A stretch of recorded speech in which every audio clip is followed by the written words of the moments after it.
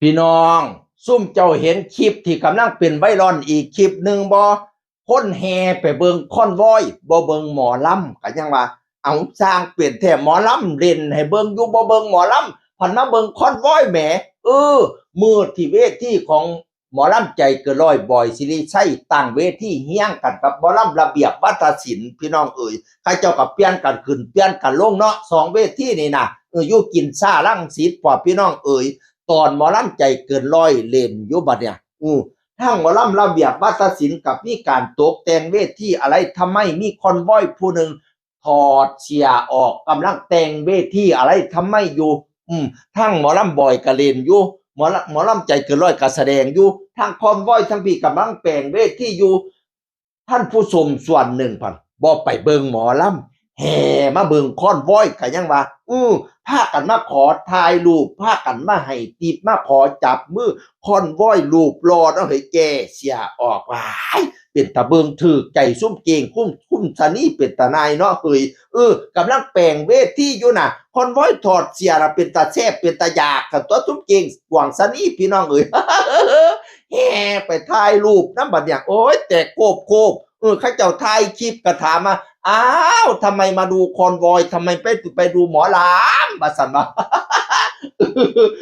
ก็สร้างเปลี่ยนให้หมอลำให้เบิ่งก็บ่ลำแหมเอ้ยซุมื้อนี้มาอีหยังนี่ค่อยถามแหน่เออ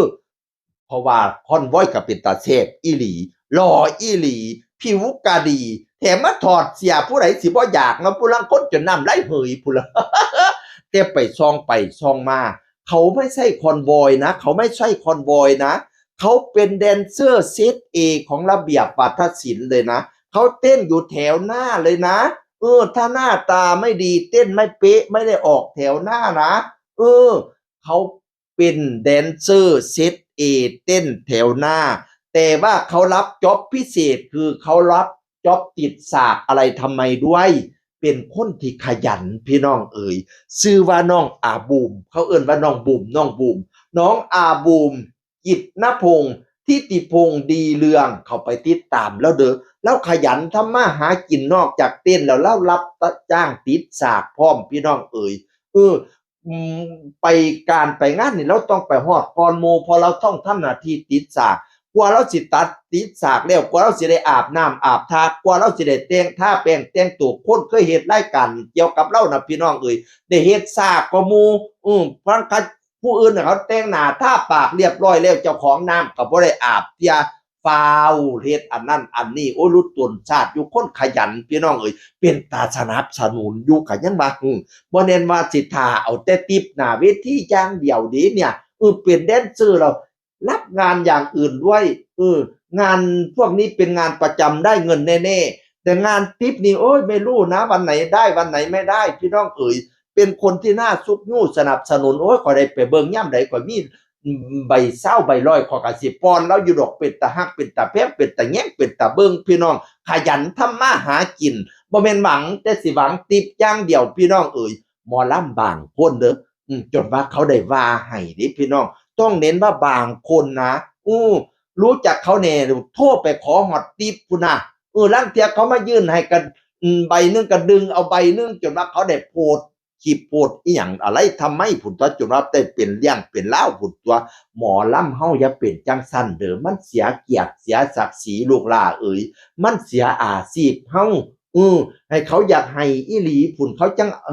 งเอาของเขาอย่าไปเว้าขอเอาก็ยังว่าเฮ้ยเขาสิว่าความนั้นความนี้ว่า